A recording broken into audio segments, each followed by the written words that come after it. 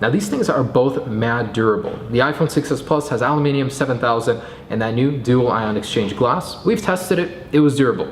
Galaxy S7, Gorilla Glass 4 and hardened aluminum on the edges. It exposes a lot of the glass. I'm a little worried about how it's gonna fall. You know, there's a lot more exposure to sensitive materials on it. But that's what this video is for, right? We're gonna test waist height, head height, and we're gonna go above and beyond that and see what it really takes to destroy these things, put them out of their misery, how durable they're gonna be in your day-to-day life. So let's go ahead and pit these guys against each other and test the S7 Edge versus the iPhone 6s Plus in a durability drop test. In the past, Galaxy and Apple have been battling for as long as we know. In terms of durability, Galaxies have always been very good, and see if that continues nowadays. The design has changed a little bit. How's the durability? iPhone 6s Plus. Let's do this one first about waist height. You're taking it out of your pocket, the phone slips. Let's do a perfect side drop first in 3, 2, 1. Nice little jump there. The material on the 6s Plus has always been very durable, and there's a good dent in there. But if this was a 6 Plus, it would have been a lot more noticeable. That was a softer metal. Not bad. We're good. Same deal with the S7 Edge. This hurts so bad because, you know, this is such a beautiful phone. But I want to know how durable it is. This is the only way. Waist height drop in 3, 2, 1.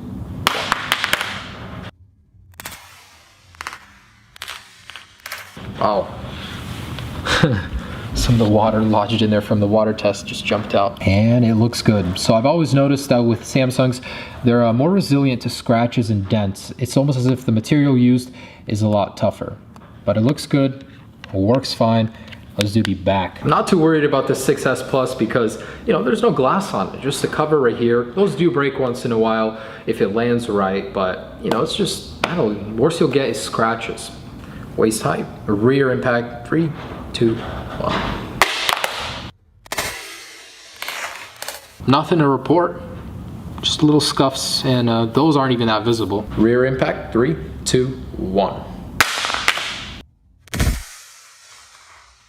Wow, okay, so still good. Starting to notice some scratches right here on the top of the glass. Otherwise, we're good. Same deal on these precious, precious displays. Beautiful AMOLED is about to say hello to the ground. First though, the 6s Plus in 3, 2, 1. Perfectly flat, evenly distributed. We're good here, no issues. Definitely more glass exposure. I'm worried about this one. 3, 2, 1. Ooh. Oh, we're good. So again, a little scratches start to become visible. Otherwise good. So time to ramp it up to the head height. It's about 5 feet, I'd say, and drop these guys. Same deal. Now I know the world doesn't talk on the phone anymore. It's all text nowadays, but say you are talking for a very long time, you just get tired and you gotta let your phone go. Here it is, head height, side impact on the 6s Plus. All right, so more dents, more scuffs. Still usable. Display is good. Head height, S7 Edge, 3, 2, 1.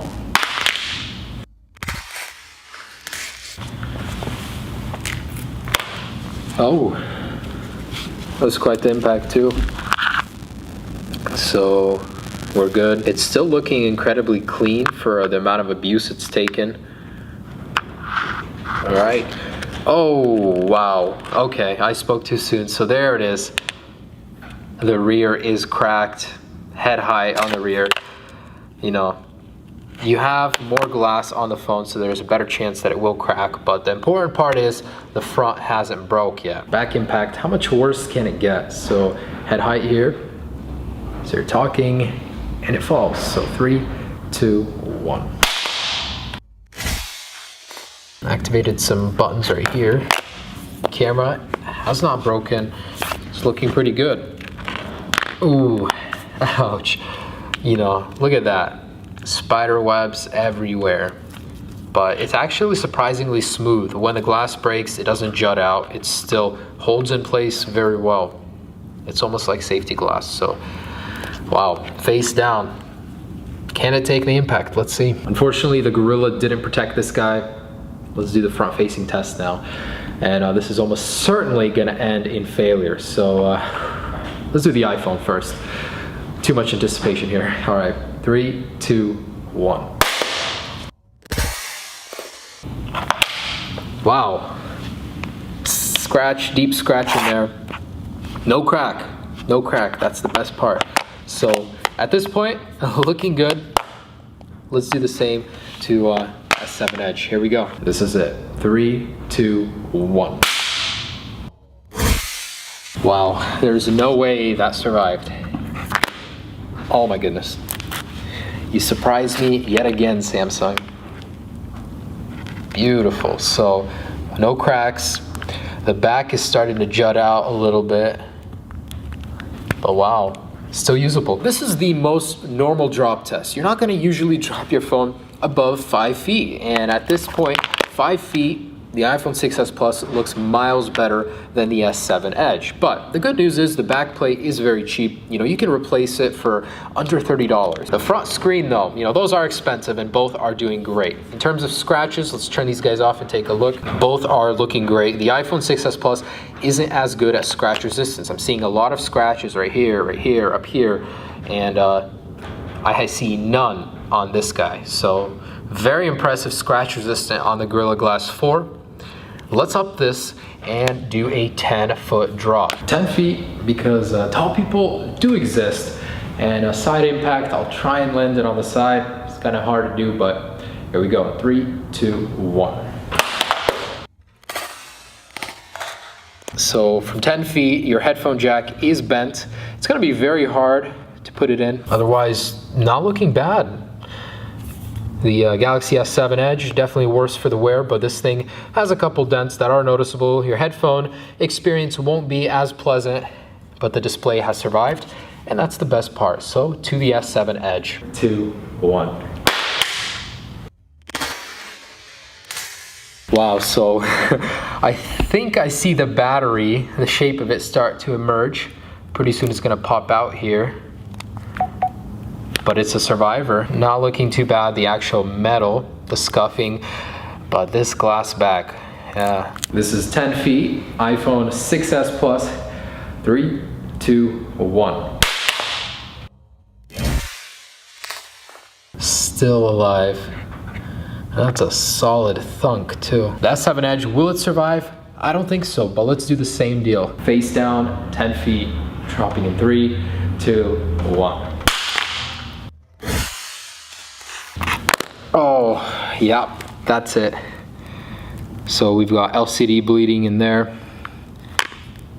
It is still working though, so I guess that's the good news. Ouch. So 10 feet.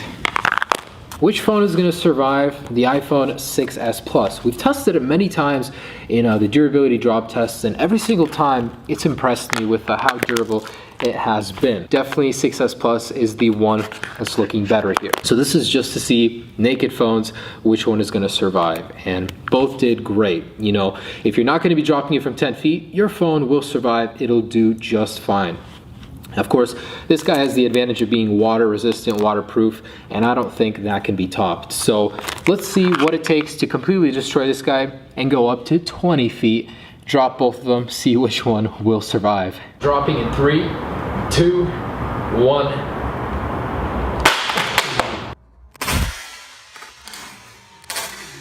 Both of these guys landed on their back. They did some aerodynamic skills. A lot of glass shards coming out of here. Redo, face down. 3, 2, 1. Oh my goodness, the iPhone 6s Plus just refuses to die. It's actually bent like a banana a little bit right there, but the screen still hasn't broken on this guy. Still working. I just can't believe this. It's bent, but it still doesn't want to break. So If that doesn't speak miles about durability, I don't know what else will. So there you have it. Samsung Galaxy S7 Edge versus iPhone 6s Plus. Both very